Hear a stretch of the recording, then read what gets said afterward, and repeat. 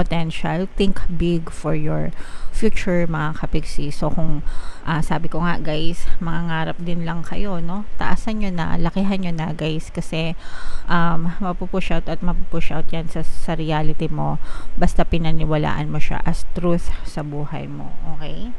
So kung gusto mong maging kasing yaman ni Elon Musk or ni Mark Zuckerberg, 'di ba? Why not? Kung gusto mong maging sikat kagaya ni Taylor Swift or kung sino man, 'di ba? You can move mountains, mga kapiksi.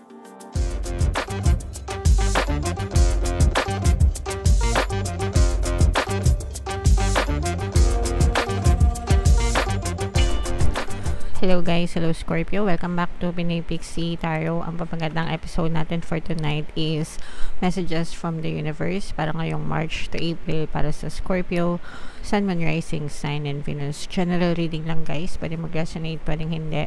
Combination ng positive and negative energy. Shuffle ko yung cards guys. Comment down below if naka-resonate kayo sa mga messages para sa inyo. So we have illusion, embrace the truth, mga kapiksi, and ask yourself anong truth yung ina-embrace nyo sa sarili nyo guys, because whatever you perceive to be true will always be pushed out in your reality. Ibig sabihin guys, kung ano yung tinatanggap nyo na totoo sa buhay nyo, bilang paniniwala nyo, yun yung napupush out sa inyong physical reality. Mirror yan guys. Ito yung inner world mo, ito yung outer world mo, no? Yung outer world mo, direct reflection siya ng inner world mo. So, ask yourself, anong totoo yung tinatanggap ko? So, let's say, for example, mahirap ka, naniniwala ka na mahirap ka kasi yun yung nakikita mo, di ba? Naniniwala ka mahirap ka, so that's your truth. Yun yung totoo na tinanggap mo, mahirap ka, pero gusto mong yumaman. Ang tanong, tinatanggap mo ba na yayaman ka? Tinatanggap mo ba na pwede kang mayaman? Tinatanggap mo ba na dadating yung araw sasagana ang buhay mo? O tinatanggap mo ba na hanggang dyan na lang ang buhay mo? Diba? So ask yourself, anong truth ang pinaniniwalaan ko? Naniniwala ka ba na malas ka o naniniwala ka na swerte ka? Naniniwala ka bang swerte ka sa pag-ibig o naniniwala ka bang malas ka sa pag-ibig? Okay? So, and ang maganda nun guys, kung ano yung kasi yung again guys, whatever you perceive to be true in yourself, sa isip mo, yun yung napupush out sa reality mo.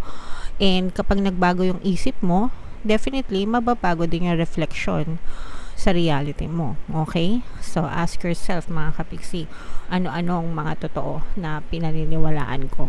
Okay? Alright.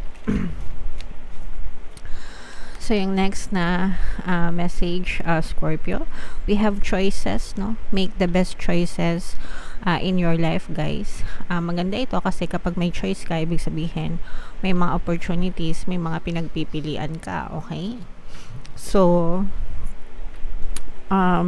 maswerte ka dahil may mga opportunities kang pagpipilian, but at the end of the day, ikaw pa rin yung mamimili kung ano yung gusto mo, kung ano yung feeling mo karapat-dapat sa'yo, kung ano yung feeling mo magbe-benefit ka. So make sure na piliin mo yung tamang decision, make the best choices na magdi-deliver ng magandang outcome sa buhay mo. And you might also want to consider yung mga tao sa paligid mo, mga kapiksi. Okay? So sabihin mo lang palagi guys, everything is always working out in my favor, para kahit anong choice pa yung piliin mo sa mga options mo, palaging pabor sa'yo yung resulta. Okay? Alright. Another message for you, Scorpio. Dreams. Believe in your dreams, mga kapiksi. Again, no? Lahat pwede mong ma-achieve sa buhay mo, depende kung totoo mo siyang tinatanggap sa buhay mo. If naniniwala ka na you can achieve your dreams, if naniniwala ka na magkakatotoo yung mga pangarap mo sa buhay, definitely it will be pushed out in your reality. Okay? So, whatever, again guys, babalik na naman ako dun sa sinabi ko kanina, whatever you perceive to be true, kung ano yung pinapaniwalaan mo totoo, yun yung mapupush out sa reality mo, including your dreams, mga kapiksi. So, kung pangarap mong yumaman, kung pangarap mo sumikat, kung pangarap mong mga ibang bansa, kung pangarap mo mag-travel, kung pangarap mong maging CEO, ganyan. Lahat, kahit ano guys, sky is the limit. As long as pinaniniwalaan mo siya na it's true in your reality, it will be pushed out, mga kapiksi. Okay, so libre lang mangarap guys, kaya i-ano nyo na yan, pangarapin nyo na, mga kapiksi. Yung next message for you, Scorpio, 7 heavenly virtues, mga kapiksi. So, lumalabas ito bilang reminder. So, isa-isahin natin yung 7 heavenly virtues na yan, guys. Ito yung paalala, no? So, una, we have faith. Faith is belief and trust in the right things, yung paggawa ng tama, mga kapiksi. Hope is believing that good things will prevail. Pag-asa, umaasa na magiging okay din ang lahat, mga kapiksi. Charity is unlimited acts of kindness, yung pangkawang gawa, yung charity. And fortitude is never giving up, hindi pagsuko. Number 5 is justice. Justice is being fair, mga kapiksi, pagiging patas, wag maging judgmental, guys. Number 6 is patience. Patience is accepting the grace to forgive, yung marunong magpatawad, mga kapiksi. And of course, number 7 is temperance. Temperance is practicing self-control and moderation. So, dapat nasa tamang balanse lang ang lahat ng mga bagay, mga kapiksi. Okay, so yeah. Comment down below, guys, if feeling nyo nakaresonate kayo dyan sa mga messages na yan para sa inyo, mga kapiksi. So, itong 7 heavenly virtues na to, guys, palagi nyo yan tatandaan. Make sure na i-observe nyo sa buhay nyo para hindi kayo mapahamak. Another message, guys, is knowledge. Seek knowledge, mga kapiksi, no? It's never too late to learn. Palagi ko nga sinasabi sa inyo na kung meron kayong mga bagay na gustong matutunan, mga kapiksi, especially nowadays, napakadali na lang mag-gain ng mga karunungan. Marami na rin mga DIYs ngayon, di ba, na mga courses, do it yourself, mga kapiksi, no? So, age is just a number, walang limit, no? Pagdating sa pag-aaral, kahit bata ka pa or matanda ka na, anywhere, anytime, pwede kayong mag-aral, madagdagan yung mga knowledge nyo, mga kapiksi. And then yung last message, guys, is potential. Think big for your future, mga kapiksi. So kung sabi ko nga, guys, mangangarap din lang kayo, no? Taasan nyo na, lakihan nyo na, guys, kasi mapupush out yan sa reality mo, basta pinaniwalaan mo siya as truth sa buhay mo. Okay? So, kung gusto mong maging kasing yaman ni Elon Musk or ni Mark Zuckerberg, 'di ba? Why not? Kung gusto mong maging sikat, kagaya ni Taylor Swift, or kung sino man, 'di ba? You can move mountains, mga kapiksi. Even yung mga sikat na pangalan na nabanggit ko, they also started from nothing, mga kapiksi, okay? Pero they have their dreams, they have their vision, and naging passionate sila dun sa mga bagay na ginagawa nila. That's why na-achieve nila yung mga bagay na gusto nila ngayon. So, ganun din tayo, guys, no? Dream, believe, survive, starstruck. Alright, okay. So, yeah. Comment down below, guys, if feeling nyo nakaresonate kayo dyan sa mga messages na yan. Tingnan natin yung additional na mensahe sa inyo. Shuffle ko to, guys. Habang sinashuffle ko to, panoorin nyo muna yung video natin regarding sa ating paano mag-manifest ng abundance video course. Kapiksi, sawa ka na ba sa mga struggles at hirap sa buhay mo? Masipag ka ba at masikap sa buhay ngunit hindi ka pa rin umaasenso? Ilang beses ka na bang nag-attempt magnegosyo at mag-invest pero palagi ka pa rin nalulugi? Sa pagkakataon na ito ay maaaring may subconscious beliefs ka na nagiging balakid sa iyong pag-unlad at pagyaman.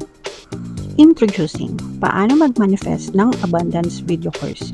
Dito ay matututunan mong ma-overcome ang mga balakid mo para tuluyan ka ng umunlad, umasenso, sumagana, maging matagumpay, successful at maswerte sa iyong kabuhayan, pera, trabaho, negosyo, salapi at kaperahan ng bonggang-bongga. Dali, mag-send na ng email sa pinoypixietaro@gmail.com at simulan na ang iyong pagyaman ngayon. Alright, so sabay-sabay tayong magpayaman ngayon 2024 mga kapiksi. Mag-avail na kayo ng course guys kasi sobrang ganda talaga niyan. And good news mga kapiksi, dahil ngayong March until March 31 guys, magbibigay ako ng 1 free pampaswerte subliminal sa lahat na mag-avail ng course mga kapiksi, kaya mag-avail na kayo guys.